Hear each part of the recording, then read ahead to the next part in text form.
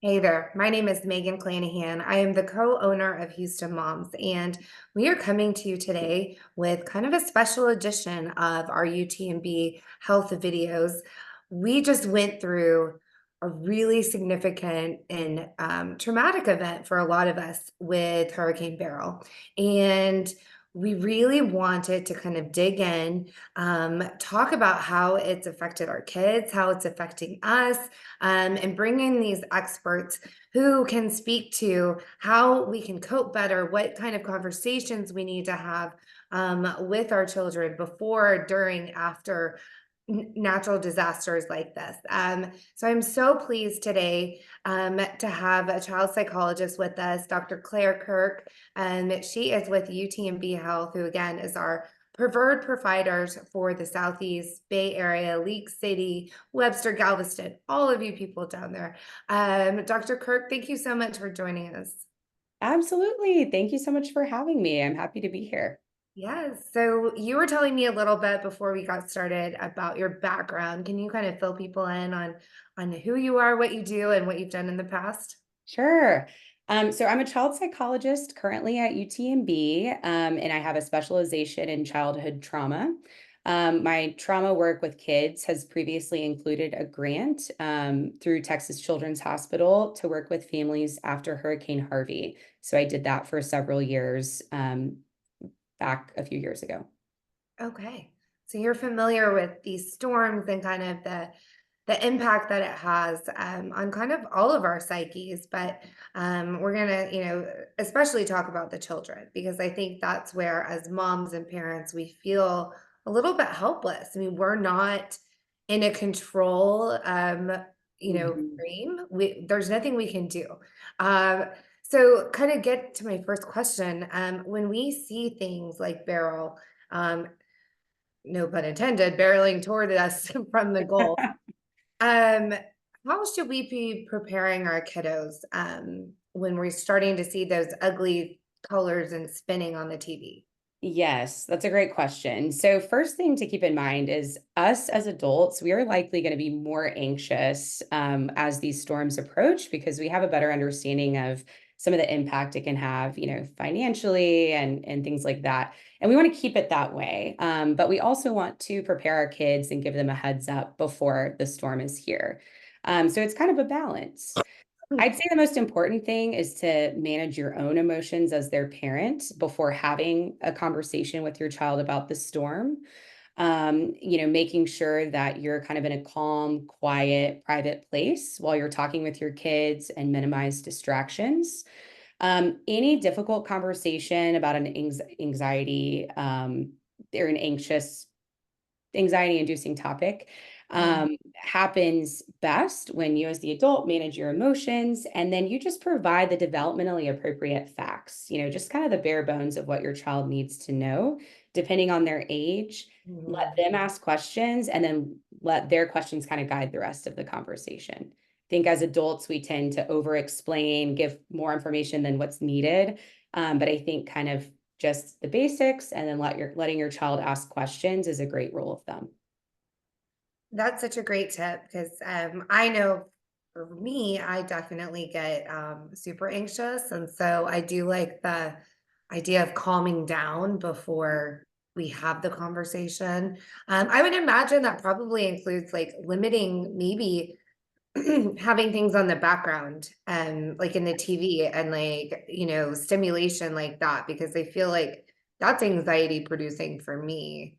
Is that something you would recommend, just kind of monitoring that? Absolutely. Yes, and a lot of us have our TVs on with storm media coverage before, during, and after something like a hurricane or other natural disaster. So it's good to monitor your child's exposure to news coverage of it as well. Especially if you notice that your child's distressed by it, you want to Yeah. limit that. Maybe just check it on your phone or watch after your child's gone to bed, or even help get them distracted with another activity outside of the living room while you watch the news can be really helpful for everybody. Yeah. I think it's kind of helpful for us too to just turn it off Yeah, sometimes. I mean, we need to take a break. there's nothing we can do. Here it is. So Right. speaking of here it is, we experienced that not long ago.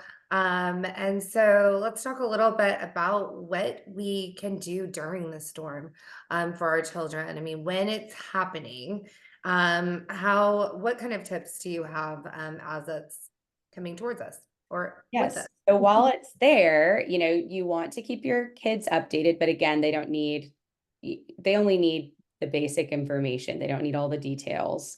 In scarier situations, like with many of us with Beryl, if you lose power, let's say it's at night before your child's bedtime, that can be really scary for some Mhm. younger kids.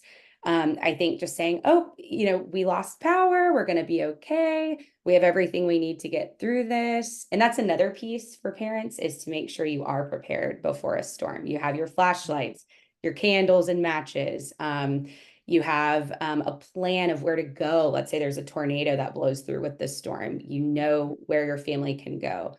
So I think being prepared for before those storms is going to be helpful for parents to maintain a sense of calm, which is important while the storm is upon us. And you have a plan. So you'll get the flashlights, you want to kind of communicate that everything's going to be okay, that you as the parent are in charge. You've done everything you need to do to keep the family safe, and y'all are going to be okay. With younger kids, like my nephews, I was talking with them after the storm. They like had to go to the bathroom in May after the big storm that happened then when there was a tornado threat, and they talked about like, oh, we're going to do a fun camp out with flashlights in the bathroom, like kind of tried to make it fun if you have the capacity to do that. It can be tough to do that in scary situations, but we're saying, all right, if let's say you're without air conditioning, everyone needs to sleep in the living room with the fan on. We're all going to make a fort, we're going to have a camp out in our living room. Trying to make it fun for younger kids can be helpful. I think that's so important in providing that reassurance. And the preparation piece is so key because that's what brings me peace. It's like, Yes. I've done all I can. Yes. Now we're just gonna like get through it. And if we're Right. eating canned tuna for the next, few days, that's just gonna be what it is. Right. I feel so much for especially so I have twin 14-year-olds. Mhm. And I feel so much for them because they've lived Harvey. They've Yes. they did the winter storm Yes. barrel. And so we've kind of, run the gamut, which Mhm. kind of nice because they kind of know what to expect. I mean, they're seasoned coast kids, I guess. They are. And so thinking about the after effects. So now the storm has gone through. Yeah. How are we talking with our children to kind of get through the aftermath? How do we address like emotions that they're having? Yes, that's a great question. So, first, you want to try to normalize what they're feeling, normalize and validate what they're bringing to you. As far as feeling maybe nervous, anxious, down, after the storm, that's all really normal for parents and kids to feel.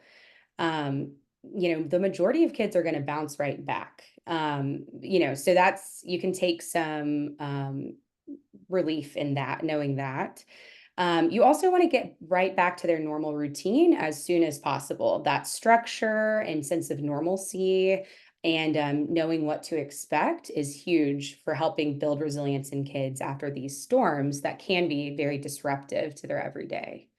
You also want to provide, again, a quiet, private space. You want to allow the time for your child to come talk with you as well. If y'all are rushing from activity to activity each day, it's going to be hard for them to have that opportunity to open up to you. So maybe in the evening when you have a little bit of quiet time after dinner, just going and checking on your child, giving that one-on-one attention and opportunity. That's such good advice. And I think one thing, I mean, I hate these storms, obviously. No one enjoys this. But there is an opportunity here to really be close with your family, be close with your kids, and have conversations that maybe you wouldn't have had, or play games that you wouldn't have done. Or Right. I do think there is some comfort in the collective Mhm. that they're not going through it alone. They know that their friends are going through the same thing. Mhm. Um, so that is nice. Um, Now you said something really encouraging was that most kids um, really don't have any significant effects. They're super resilient. What about what signs do we need to be watching out for if maybe our child is struggling a little bit? Yes. So some kids are more vulnerable to being negatively affected by these storms. And even when that's the case, they're typically not affected for too long. But some signs to look out for are any changes in mood, any changes in behavior, sleep, or appetite. So Mhm. if you're seeing that your teens are isolating more, spending more time than typical in their room by themselves, if they appear tearful or anxious, they're coming to you for reassurance more than they typically would, asking about their safety. If they seem hyperfixated on the storm and are consistently asking about it days later, those are all kind of signs that, okay, they might need a little extra TLC in the coming days, a little extra one-on-one time with their mom or dad. Um, and it can be typical after a truly traumatic event. To see signs of disrupted sleep, appetite, mood, behavior for the next month. Okay. Once that month mark passed, if they're still struggling, that's when we recommend talking to a professional, whether that's the pediatrician, a psychologist or therapist, or the school counselor. Okay.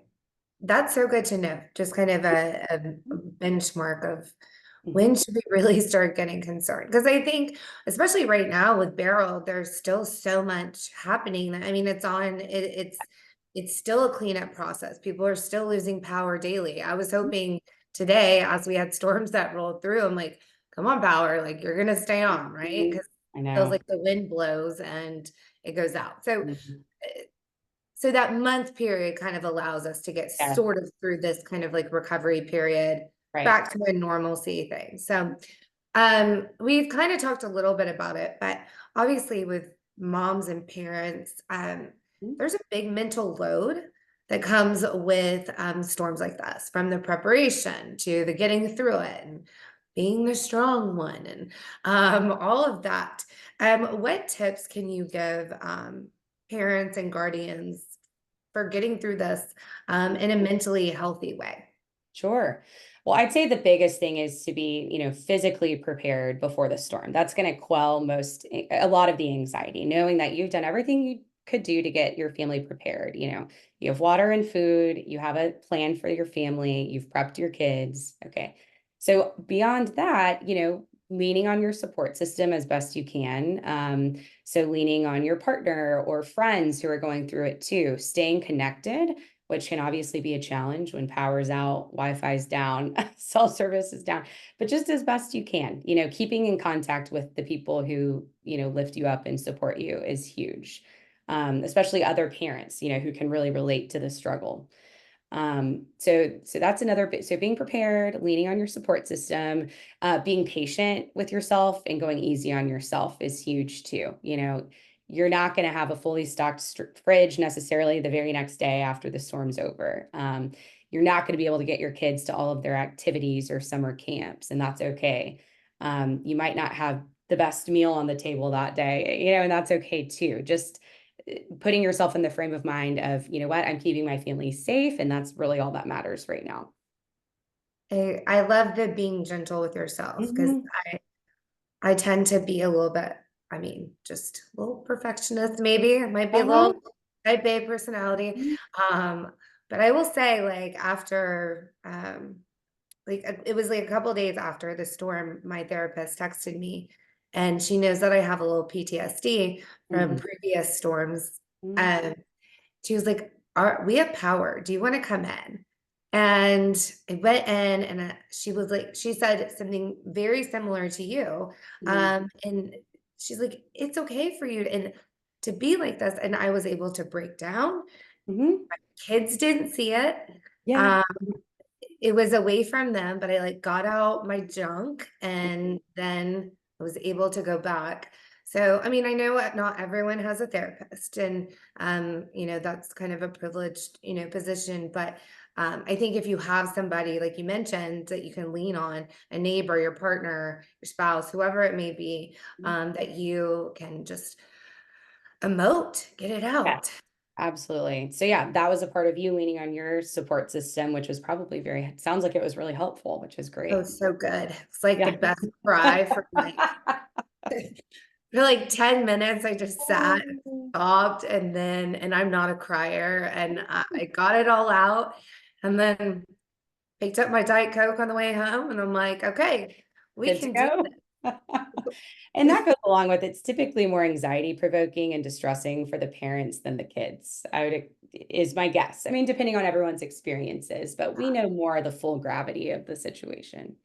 Well, and I think that is that there is the crux, right? Because we have like a better world view of how it affects, like if we have to get a new roof and like the money and Right. um, the flooding. And I mean, there's so much that goes into our brains that they're kind of blissfully unaware of, Right. which like let's let them be You want to that. keep it that way. Yeah, you want to keep it that Like way. I just, stay ignorant for a little bit about all the adulting, right? Right, right. Well, we kind of covered a lot in a pretty short amount of time, but is there anything else that you would like to add? Any kind of words of wisdom to share with the parents of Houston? Yeah, so there are a couple really great tools that I recommend. So, the National Child Traumatic Stress Network, it's nctsn.org.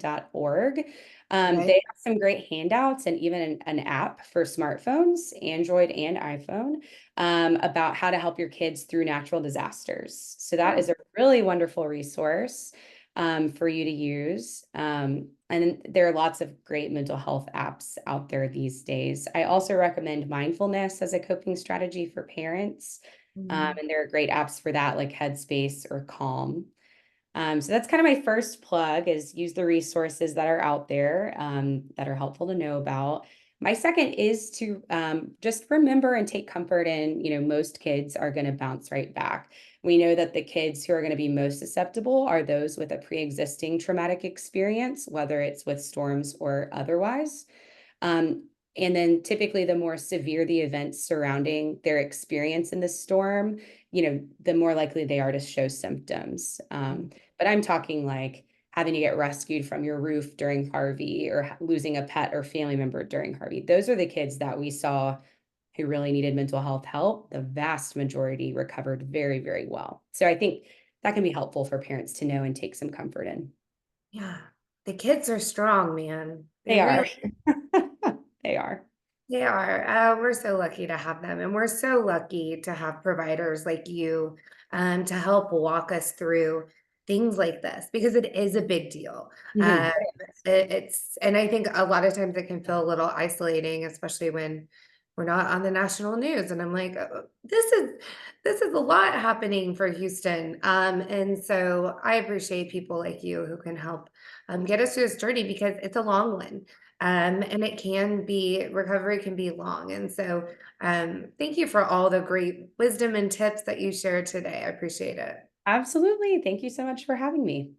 For sure. I'm going to pop all that linked, especially the resource link that you shared. I'll pop that below in the comments. And then, of course, we'll post all of UTMB's links to their psychology and psychiatry programs so that if you need to find help, we'll put those in the comments below. But we are thinking of you, Houston. We are hoping that everyone is getting back on their feet, that power is staying on. The kids are going to be okay. If you have questions, of course, pop those in the comments below too. But thank you so much for tuning in. And hopefully next month we'll be back with a video not related to a natural disaster. So that is the hope for Houston. Thank you again for joining us, and we'll see you next time.